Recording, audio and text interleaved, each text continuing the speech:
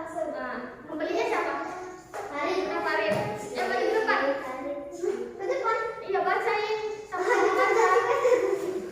Kau aku pembeli. Iya. Ayo, baca Rina. Baca silakan kau. Ya, baca. Aduh lalu. Bakso. Dari dalam kita.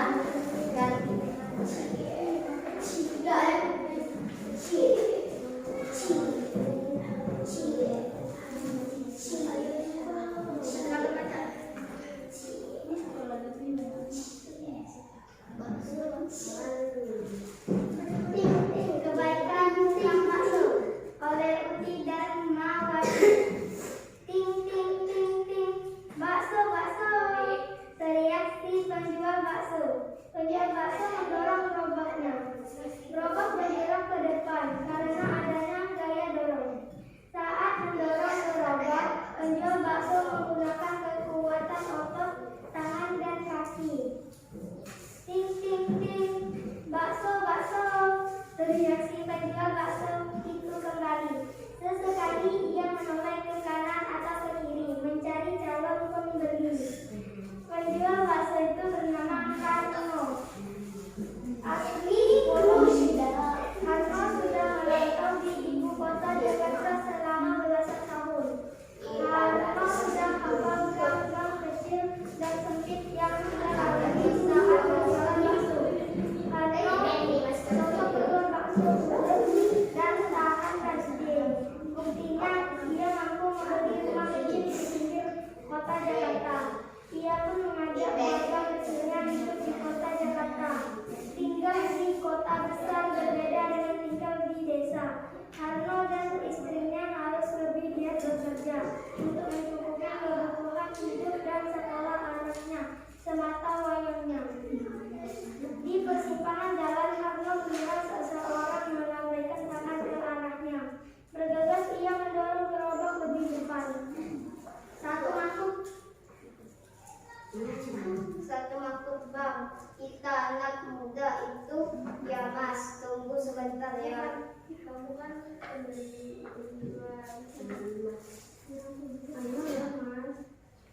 ya mas, tunggu sebentar ya, jawab Karno sambil menghentikan gerobaknya. Karno kemudian menyiapkan semangkuk bakso pesanan anak muda itu. Saat tutup panci dibuka, uap dari kuah bakso mengepul. Aroma bakso menggugah selera si pembeli. Karno menuangkan beberapa sendok kuah ke dalam mangkuk. Ini mas baksonya, silakan dilengkapi sendiri kecap, sambal atau sausnya, kata Karno dengan ramah. Iya bang, terima kasih, kata anak muda. Kemudian ia menuangkan kecap, saus dan sambal ke dalam mangkuknya. Setelah mengaduk si mangkuk, anak muda menyantap bakso dengan lahap. Aduh si mangkuk, anak muda menyantap bakso dengan lahap. Ini bang, uangnya, kata anak muda sambil menyerahkan uang 20.000 sebentar mas. Bentar mas, uang kembaliannya. Karno bergegas mencari lalu memberikan uang kembalian kepada anak muda tersebut.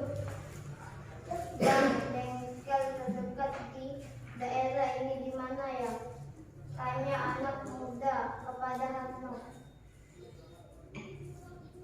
Paling dekat di sekitar 2 kilometer lagi mas, jawab Karno. Karno kemudian menjelaskan letak bengkel kepada anak muda tersebut. Anak muda mengangguk-anggukkan kepala tanda paham dengan penjelasan Karno. Mobil milik mas mogok, tanya Karno. Iya ini bang. Sudah 1 jam saya coba memperbaiki sendiri, tetapi tetap tidak bisa nyala mesinnya.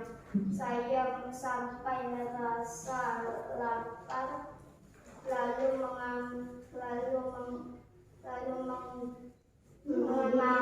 abang tadi, kata anak muda. Coba saya dorong Mas. Siapa tahu bisa menyala mesinnya. Kalau bisa menyala, Mas bisa membawa mobil ini ke bengkel terdekat. Usul Harno.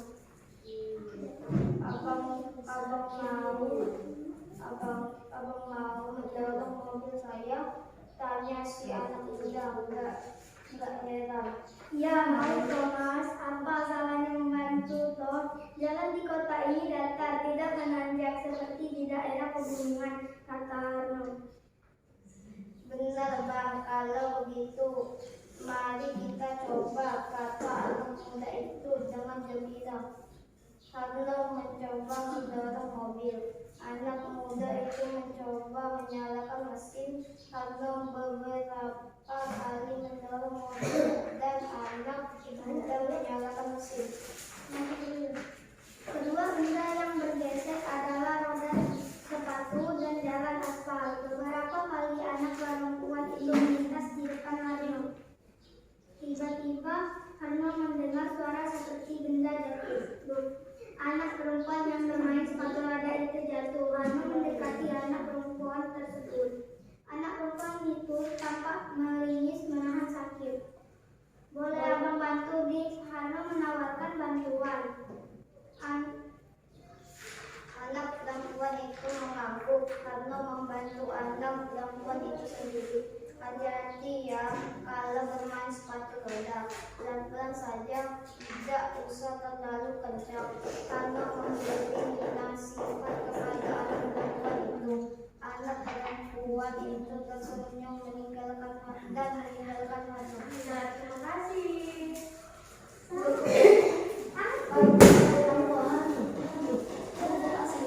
Kan di bawah itu ada pertanyaan. Nah, jawablah pertanyaan berdasarkan teks bacaan. Siapa tokoh utama cerita tersebut? Harno. Bagaimana sifat Harno? Dermawan. Gaya apa yang terjadi saat seseorang bermain sepak bola? Kalau misalnya sepak bola itu ditendang, gaya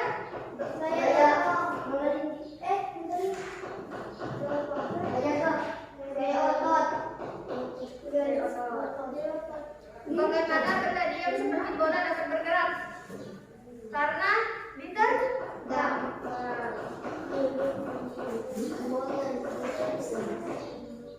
Nah, selanjutnya kita buka halaman ke 175.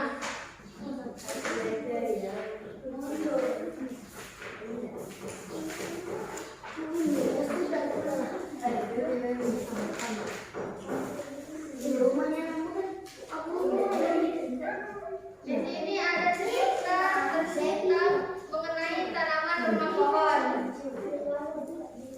Devina. Itu Davina. Iya. Oh ini beda.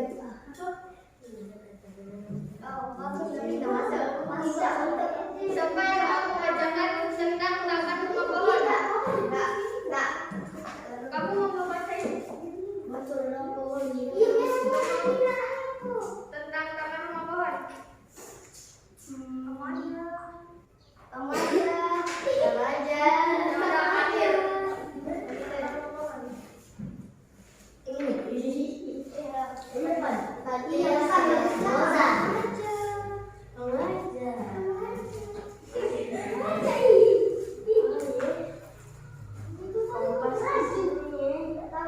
taman rumah pohon? Diam guys. Devina memiliki sebuah rumah pohon. Rumah pohon itu terletak di batang pohon jambu yang berada di tanah rumahnya. Rumah pohon itu lumayan luas. Di dalam rumah pohon itu ada lemari kecil tempat buku-buku cerita, 5 buah bantal besar, 2 buah tikar, sebuah selimut, 3 buah foto keluarga dan kotak perlengkapan. Jika sedang murung, Devina lebih memilih berdiam diri di rumah pohonnya itu sampai sore. Dan kadang dia juga menginap di rumah rumah pokoknya bersama teman-temannya sambil mengadakan pesta. Suatu siang Devina mengajak Ira, Oki, Tata, dan murid baru di kelasnya, Jenny, untuk mengadakan pesta di rumah kawannya. Tentu saja mereka menerima ajakan itu dengan senang hati. Kebetulan besok sekolah libur karena guru akan merapat sore hari. Teman-teman Devina datang. Mereka mengadakan pesta jamu sampai malam berganti pagi. Teman-teman Devina segera pulang ke rumahnya masing-masing. Sebelum pulang mereka berbincang dulu. Rasanya aku ingin memiliki rumah pohon yang banyak, ucap Jenny. Ya, aku juga. Bagaimana kalau kita membuat taman yang berisi banyak pohon? Di setiap pohon disediakan rumah pohon untuk para pengunjung. Ya, semacam tempat wisata, usul Ira. Kita tidak bisa melakukannya. Kita butuh orang dewasa, misalnya orang tua kita. Nanti aku akan bicara kepada mama dan papa, balas Devina. Seperti janjinya Devina mengutarakan usul Ira tadi kepada kedua orang tuanya. Orang tuanya pun setuju dan segera membeli sebuah tanah yang tidak terlalu besar, tapi cukup untuk beberapa pohon. Tak hanya itu, orang tua Devina juga membeli alat-alat untuk membuat rumah pohon serta bibit pohon. Orang tua Devina hanya membantu mengeluarkan uang, sedangkan urusan menata dan membangun rumah pohon dikelola Devina dan teman-temannya. 1 tahun kemudian, taman rumah pohon resmi dibuka untuk umum. Tanahnya diperbesar dan barang-barang lain juga ditambahkan. Barang-barang ditambahkan bukan hanya oleh orang tua Devina, tetapi juga orang tua masing-masing teman Devina. Nilai utama, taman rumah pohon tidak memungut biaya apapun, karena itu adalah hari taman rumah pohon diresmikan. Banyak orang berdatangan ke taman rumah pohon karya Devina dan teman-temannya. Harapanku teman rumah pohon akan semakin terkenal dan semakin banyak pengunjungnya, ucap Devina. Terima kasih, Hadir. Nah, di halaman selanjutnya itu ada soal bagaimana sifat tokoh Devina dalam cerita tersebut. Bagaimana sifat Devina? Jahat. Jahat. Terus apa lagi? Devina jahat atau baik? Baik.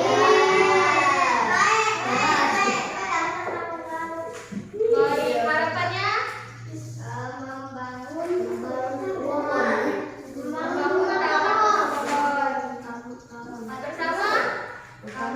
bersama teman-teman. Selanjutnya ada PR tentang toko rumah pohon di halaman 178. Itu dikerjakan di rumah. Halaman 178. Halaman 178. Itu tugas di rumah. Hari Rabu dikumpulkan. Nah, sebelum kita pulang, kita